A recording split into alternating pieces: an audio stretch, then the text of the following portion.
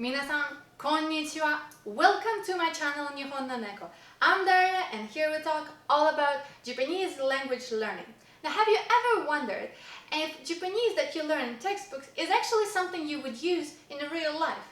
And why what we hear in real life movies or anime is so much different than what we learn? And on the other hand, if we want to make friends with Japanese people, what kind of language should we use? Now, I certainly did. And this is why I cannot be more excited because we're gonna have Miku Real Japanese today on our channel helping us answer all of those questions. So without further ado, here's my interview with Miku. はーい、こんにちは、皆さん。はい、はじめまして。はじめまして。And so today we're gonna talk about, Japanese and what are your, best advice to, learning specifically real Japanese. So I guess the first question I have, in your opinion, what is the difference between real Japanese versus textbook Japanese? And if there is an example that you can remember the most? So like, if you study with textbook, you first start learning formal Japanese, right? And I cannot deny, as a Japanese teacher, I cannot deny the importance to learn formal Japanese because at first you have to talk to people formally, right? So. But there are some grammars that I would question sometimes. For example, one example that I can show is that, for example, I have to grammar, ne? In Japanese, in textbook, you guys learn なければならない。なければな、例えば、I have to study 勉強しなければならない。勉強しなければなりません。Right? And that's correct. That's correct and I wouldn't deny, I wouldn't say this is not correct. But I never said it in my life. Really? And I never heard anyone say that in my life. And yet we're taught to repeat it over and over and over again. Yeah, it sounds really like rigid and really formal, too formal. Even if I'm being formal, I would say なければいけません or ないといけません. So I have to study 勉強しないといけません or 勉強しなければいけません. But なければなりません. ちょっと it's too rigid, ね? So sometimes like I hear like Japanese on, of course they learn it from the textbook, so they say it in a real life. And yeah, it's correct, but it sounds like robotic a little bit. So I was like thinking to myself when I was teaching Japanese in Mexico, like how can I like help them speak more casually? Because that's how we connect with people, you know?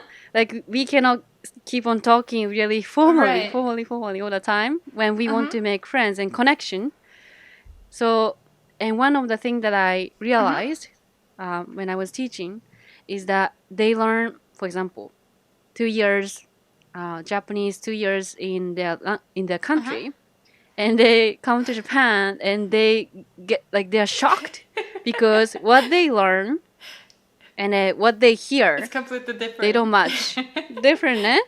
So, did you have that experience too? Yeah. Well, my extreme experience of Japanese in Japan was actually coming from, I guess, someone tried to, try to be better, to make me feel good and speak English, but they were saying "bru," which is blue, right? And so they kept saying "bru," and I couldn't understand it. But even more so, they were talking about the traffic light, which in Japanese is aoi, so they translate it as a "bru," right? But in English, you don't say blue, you say green. Yeah, true. So I was so confused. Oh my god. First of all, I couldn't realize that the "bru" is actually blue, and then why blue when it's green? Oh my. Yeah, there are some like that's like one example of like cultural difference too. Like we call it ao, that you guys call it midori. Right. Yeah, but have you ever heard this moment of like, oh, I don't understand like actually what people are talking about because they're speaking faster. Right. First of all, faster. No, absolutely. and they omit things, right? We omit things. For example, 例えば、I am eating ね。And in Japanese, formally, you'd say 食べています。食べています。And when you speak casually, the correct one, Right. the correct one is 食べている。食べている。でも、also I never said that before, like in my life. 今ラーメンを食べている。It sounds really like robotic again. We would say 今ラーメン食べてる。食べてる。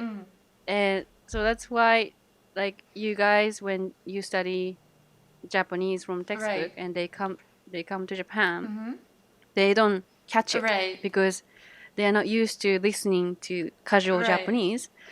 So, like I wouldn't say like what you learn from textbook is like not correct. That's correct, and that's also important to begin with because you are learning also Japanese culture to be respectful and to be formal. Right. But also, if you want to make connections and be friends with Japanese people, you also have to know how to speak casually and more informally. So that's my mission. So I'm trying to teach Japanese phrases or Japanese vocabularies that you guys might not learn in textbook. So well, that would be my answer. Yeah. And on that topic of, making friends with Japanese people, as you know, Japanese language has numbers of levels. Like you have keigo, then you have mass form, then you have casual, and then within that, all the range. How do people know when to use what? Like when they're in business settings and maybe when they're trying to become friends with someone, how would you say how to navigate those transitions? Okay. That's a really good question. So, it first of all depends on the situation. Depending on the situation, you have to change how you speak. So let's say if you're in a business situation, you would never talk to business client casually. In that situation, never. Maybe it's same in your language. In English, in Russian, maybe it's the same. But also when you are in a public speech, when you are giving public speech, you never use casual term. And in a meeting, for example, even though my coworker is my best friend, I would never talk to him or talk to her informally. I would also have to call her blah blah san. I wouldn't say, for example, if she's Daria, Daria, I would never say Daria. I have to say your first name, your family name and son. So, だから depending on the situation where you are in, you have to speak informally or formally. So if it's a formal situation, you have to speak formally. No matter who you talk to. And then, no matter who you talk to, like even when you're talking to your best friends in that situation. And then, second of all, first, when you meet someone new, you have to talk to them formally. That's how we Japanese people do. Even though like they seem like my age and they seem really friendly and stuff, I would have to talk to them. こんにちは。お名前は。お仕事は何されてるんですか? What do you do? And then when if I know that they are like way older than me, I wouldn't really like try to talk to them casually too much, because like there is in Japanese, it comes from samurai culture, right? And then also Confucianism and stuff. You have to respect all the people.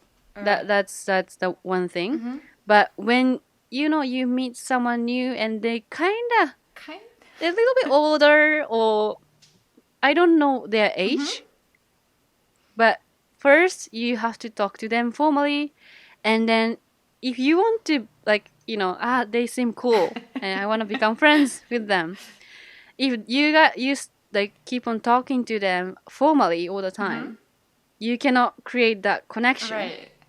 You cannot get closer because the other person might feel like there's a wall if you keep on talking to them formally all the time. So what I do, what I do is, you know, I would throw a little bit of casual ball, you know, like, so when they say something, sprinkle a little bit of casual there. yeah, like a little, you know, when, for example, someone says something, and instead of saying like そうなんですか, そうなんですか, which is formal, Right. I would sometimes say like あ、そうなんだ, そうなんだ. And after that, you will instead continue of with the mass form, right? yeah, I would continue with formal speech, but I will see the reaction, you know. If they also like started to talk to me casually, Right. I would continue with casual. So depends on the reaction. Like we say, read the atmosphere ね。空気を読む。So 空気を読んで、if they seem like they also want to become like, you know, closer and then speak casually, then I would throw a ball, and then if they react to it, like naturally it happens. It doesn't have to be like, you know, can I talk to you casually? But sometimes when I'm not sure, わからないとき, I would ask them. Like, is it okay if I talk to you casually? ね? If they are same age, ね? A little bit older, same area. だったら, I would ask them. How would you ask? Like what? Okay, that's a good. So we call casual term タメ語. タメ語. Tame means same age, actually. So 例えば if I want to say, let's say Yuki-chan is the same age as me, I would say Yuki-chan は私のため. Yuki-chan は私のため. So ため語 go comes from language, right? So casual term ため語. So I would ask, ため語で話してもいいですか? If they are not too older, ね? And if they are maybe like 3 years older than me, I would ask them like, is it okay if I speak casually? And they can or say I yes wait. or no? Can people actually say yeah? They might say as a joke like yeah, not. でも like you can see that they don't care, you know. You can see the personality. Like until that point, you can see like if they would care that kind of thing, like how do you say, like rules, you know. Or if you think maybe they place importance to the difference of age, then I wouldn't. But if they seem really friendly, and I really want to become friends with them, like I would say, is it okay if I talk to you casually? タメ語で話してもいいですか? And then, I was gonna say that. People sometimes say, それ言おうと思ってた。言おうと思ってた。That's a good reaction to get. Yeah. Or, they would say like, もちろん、of course. That's easier for me too. Like, その方が楽とか。They might say that. Or they might even start saying that, like, you know, like, don't talk to me formally. Please talk to me casually because we are friends. Right. Yeah. But in a company, for example, even if you are older, if your boss is younger, but he started that job earlier, then you have to talk to them formally. Because they are younger. Yeah, they are younger, but they started their job earlier. So in a sense, they're older at the company. They're more experienced at the company. Yes. In that case, you would talk to them formally. But in a private life, yeah, it's important. It's ちょっと難しい。でも in a real life, you have to read the atmosphere and then throw a little casual ball and then see their reaction. Right. That's my strategy, ね? Yeah. So I think first, see the situation. And then second, if you see that the age difference, if they are really older, you wouldn't even try to talk to them casually. Right. If they are your relatives, you can talk to them casually. It's okay. But if they are stranger, then talk to them formally, ね from the 下から。And then if you want to, get closer to the person, try to start talking to them casually. And one thing that I can tell a Japanese learner is that Japanese people really don't care. Some people do, but most of them don't care if a foreigner is like speaking formally or informally. Right. Because they don't think you guys have to apply Japanese rule too much. So first of all, if you start talking to them formally, they would like respect you. They would be like, "Oh, wow, you are Right. foreigner, but you are respecting Japanese culture, and that's a good image." Right. But if you wanna get closer, you have to break the ice. That's my suggestion. ね確かに。So, 確かに。Yeah, and but what if people, you know, they don't have Japanese people around, and how can they get better at real Japanese, like the Japanese that actually is used in the real life? Do you have any suggestions for that? like I would say there must be like a Japanese community in if it's a little like small town, they might not be, but if it's a big town or big city, Right. they are a Japanese community because Absolutely. they are Absolutely. Japanese women, not only women, but Japanese people get married to foreigners, ne? Yeah. And then they move to different country or they immigrated to different country, so they might be like community. So first of all, I would suggest to like try to find it. Right. Find a community and make Japanese friends. And there are some like students, exchange students too. So you can try to find them. But if you don't find them and you want to really learn how to talk casually, my suggestion is go on italki. First of all, italki, and then Hello Talk. I actually use them, and I met Japanese people too.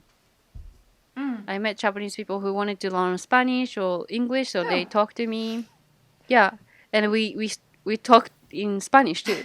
You talk sometimes in Spanish to other Japanese people?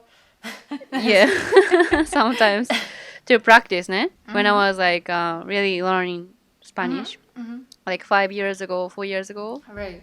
on iTalk.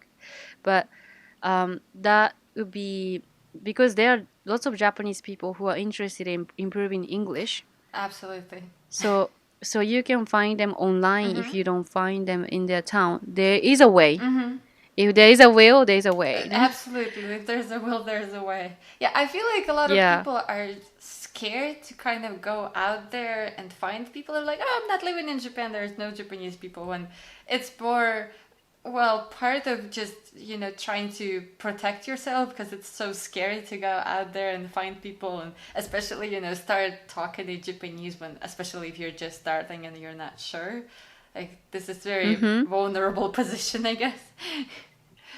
So. Yeah. So I would say, find Japanese people. If you don't find them in your town, find them online and start talking. Like you can offer, ne? Okay, I will teach you English. I will teach you Spanish. I will teach you French. So in return, can you teach me Japanese, or can you let me practice Japanese with you and stuff? So you can also exchange your skill, ne? Right. Yeah, I think on italki they have this like exchange thing that you can do. Yeah, there is, and also on Hello Talk, you can find people who are interested in improving their English. So that would be my suggestion. And also like watch documentary or watch movies. Yeah, and my recommendation, I always recommend it, no? But there's a program called Terrace House on Netflix, and it's on Netflix. Yes, so it's, you know, accessible for other people, and they speak super casually. Yeah. Right? Yeah. Super casually and yabai ne to ka. I watched the first episode and like they said yabai like 20 times. Yeah. They say yabai for everything. Yeah, so you can learn how to use yabai. That's important too. But also, like, if you listen to them, I'm not saying like all Japanese people speak simply, Right. but they don't really use so many vocabularies. Like young people, Yeah. they don't use difficult vocabularies, right? Yeah. So you can really learn how people speak simply, Casual situation. and in a casual situation with friends. And you can see that in Terrace House, in the first episode, they speak formally. In the first, when they meet. True. You can actually see They what go we like- were talking about just now, how they go about this transition. Yeah. So only first day, and they speak. At first, they speak like, こんにちは、はじめまして、ミクです、よろしくお願いします。And then you can see if they started to talk casually or, they read the air, read the atmosphere, and then start talking casually to have a connection. So watch that too, and listen to it, and also practice that, like shadowing. Yeah, I think shadowing is really very important, especially like when you can have something that is real Japanese and then repeat it and try to, get the intonation right, get the pronunciation right. That can really help, with a lot of things. Yeah. So, and please watch my YouTube channel or like Instagram. Yeah, Miku-san has a great channel with a number of characters. They're hilarious. I'm like watching, like, I'm learning, but at the same time, sometimes I'm like, this is just so funny. Yeah. What was this the last one you did? Marco. Yeah. So check it out. It's gonna be in the description below. It is really cool because you did the video on particles wa and ga. I found that one very helpful because even now I'm like, I did actually an exercise on like jokyu Nihongo between wa and ga. I'm like, this is. If that happens, then this. But if that happens, then that. Like, yeah. So. And that video is really helpful. So definitely check that out. It's all gonna be in the description below. Thank you so much for being on our channel. That was really fun to have you Thank here. you for having me. What a great interview. If you enjoy this type of content, make sure to like this video and leave a comment below so I know to make more of these videos. Next time, we're gonna continue exploring kanji. There will be something for those who study for JLPT as well as generally Japanese language and culture. I'm Daria, I have a video every Sunday for you, and until then, じゃあね!